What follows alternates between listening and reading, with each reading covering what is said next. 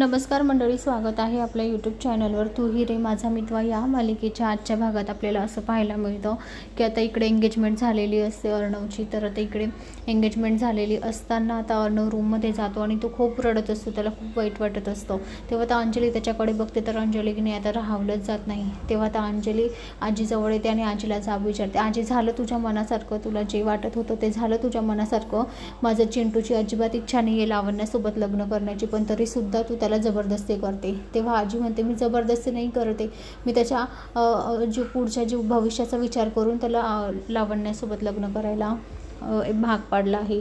तेव्हा आता अंजली म्हणते नाही आई, तो ना त्याचं प्रेम ईश्वरीवर आहे, लावण्यावर नाही आहे, कारण तो ईश्वरीवर प्रेम करतो। मी त्याला रडताना पाहिलं आहे रूममध्ये, तो आत्ता रडत होता रूममध्ये खूप, त्याचं लावण्यावर नाही तर ईश्वरीवर प्रेम आहे। तर आता हे ऐकून आजीला खूप मोठा धक्का बसतो, तर आजी खूप रडते।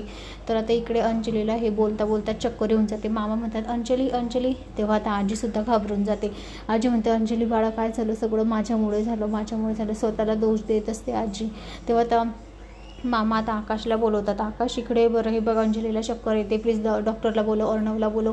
तेव्हा आता अर्णव धावत येतो। तेव्हा आता अर्णव म्हणतो काय झालं मामा, ताईला काय झालं, तेव्हा काय म्हणत होती ती। तेव्हा आता मामा म्हणतात काय नाही, ती आता ईश्वरी बोलत असते, तिला आता ईश्वरीबद्दल म्हणजे तिच्या भावाचं अर्णवचं आणि ईश्वरीचं लग्न व्हावं यासाठी ती प्रयत्न करत असते। तेव्हा आता आजी घाबरलेली असते। तर आता दुसरीकडे आता ईश्वरीचा आणि राकेशचा सुद्धा साखरपुडा चालू असतो। तर मंडळी आता राकेश ईश्वरीला घ्यायला जाणार का, त्याच्या बहिणीसाठी तो काही करायला तयार असतो। तर आता अंजलीसाठी तो ईश्वरीला घ्यायला जातो। तर आता ईश्वरीला घ्यायला जात असताना त्याला आता राकेशचं सत्य त्याच्या समोर येईल का, की राकेशसोबतच ईश्वरीचं लग्न होत आहे आणि ईश्वरीच्या घरी आता तो सांगेल का सगळं, की हे सगळं हे माझे जिजाजी आहे, हा राकेश नसून राजेश आहे, हे आपल्याला येणाऱ्या पुढील भागात पाहायला मिळेल। तर मंडळी अशाच मालिकेच्या नवनवीन अपडेट्ससाठी चॅनलला लाईक आणि सबस्क्राईब करा, शेअर करायला विसरू नका। धन्यवाद।